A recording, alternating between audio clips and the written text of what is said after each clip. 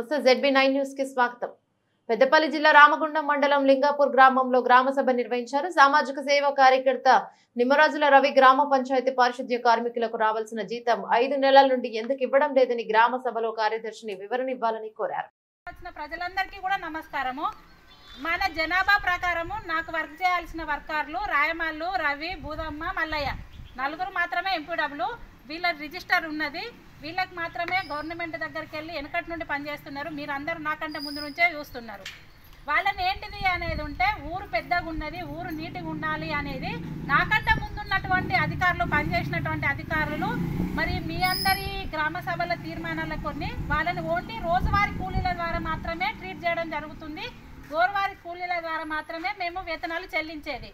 కానీ ఏంటిది అని అంటే రోజు ఇవ్వడం అనేది పద్ధతిగా ఉండదు, ప్రాపర్గా ఉండదు అనేసి మా పై అధికారులు మాకేం చెప్పారు అని అంటే వాళ్ళని ఎన్ఎంఆర్ అంటే నామినల్ రోల్ మస్టర్ అని అంటే ఇప్పుడు మీరు అందరూ ఏంటిది 100 రోజుల పని పోతారు మాస్టర్ అటెండెన్స్ అలా చేసి వాళ్ళకి ఏంటిది అనేది అంటే ఒకటి జీతం లెక్క సృష్టీకరించినాం. కూలీ వేతనాన్ని ఒకటేసారి విధంగా కొట్టడం పెట్టి సృష్టించేసి ఇచ్చేసేది. వాళ్ళ అకౌంట్లకే వచ్చేది డబ్బులు అనేది. మేము చేతిగుంటి ఇవ్వడము అందుకే అట్లాంటివి ఏ చేయకుండా చేసినాము. అది ఏంటి అంటే మీరు ఎక్కడికైనా వెళ్ళండి, ఎంపీడీఓ దగ్గరికైనా వెళ్ళండి, ఎంపీఓ దగ్గరికైనా వెళ్ళండి, ఎక్కడికైనా వెళ్ళండి, వాళ్ళు పని చేసినటువంటిది ఎప్పుడైనా కానీ కూడా మీ అందరికీ తెలుసు నెల పని చేసిన తర్వాత మాత్రమే జీతం వస్తుంది.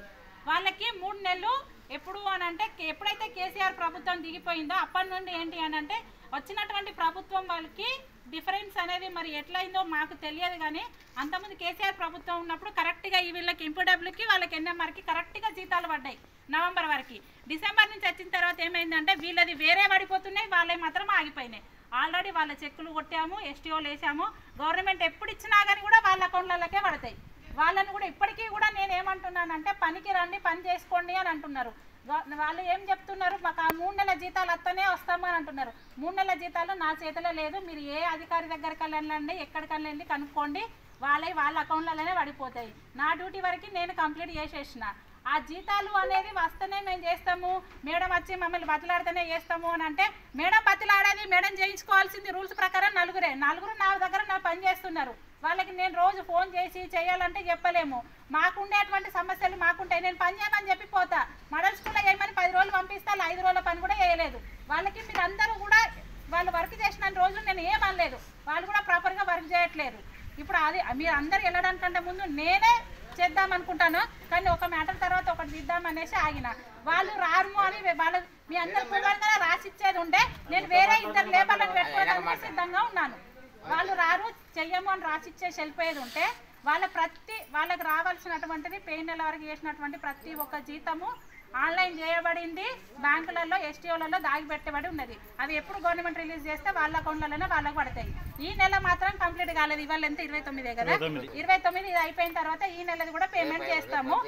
వాళ్ళు చేస్తాము అని చెప్పానండి. మీ అందరి సభాపూర్వకంగా గవర్నమెంట్ ఎప్పుడు డబ్బులు ప్రతి నెల 10 తారీఖు లోపు చెక్ కొట్టి ఎస్టీఓ వేయడం బాధ్యత వరకే నాది.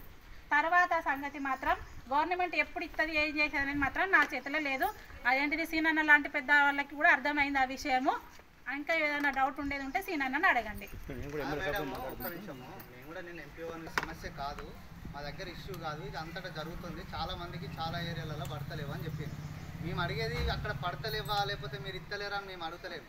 ఊరు సమస్య ఎట్లా, పని చేయకపోతే ఎక్కడ డ్రైనేజీ మీరు పిలిచి అడగము అని అంటారు. ఒక్క నిమిషం మేడం, నేను చెప్పేది కూడా మేము పిలిచి అడిగే బాధ్యత మాకు నలుగురు మీదే ఉన్నది, మీతోల మీద లేదంటే మరి వాళ్ళని వాళ్ళు అడుగు.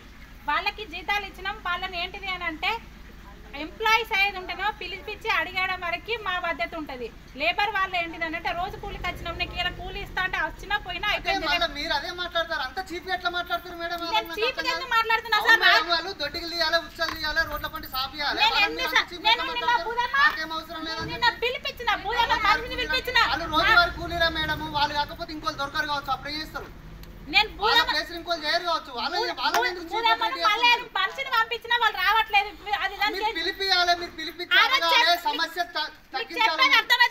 మాట్లాడు నోరు లేదా నీకు? సమస్యలు తగ్గియాలి, పరిష్కరించి పని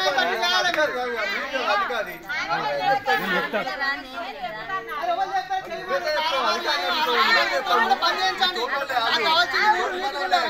చెప్తావు అధికారి చెప్పాలి ఇప్పుడు అక్కడ కట్టి చెప్తున్నారు ఎవరు? మేడం చెప్పాలి అక్కడ అయిపోతుంది అన్న మరి చేయమను. అవన్నీ ఏమంటారు అనేది అంతే అక్కడికి అయిపోతాయి మరి నువ్వు మధ్యలో వచ్చి నువ్వు నీ తోటలోనే వాళ్ళు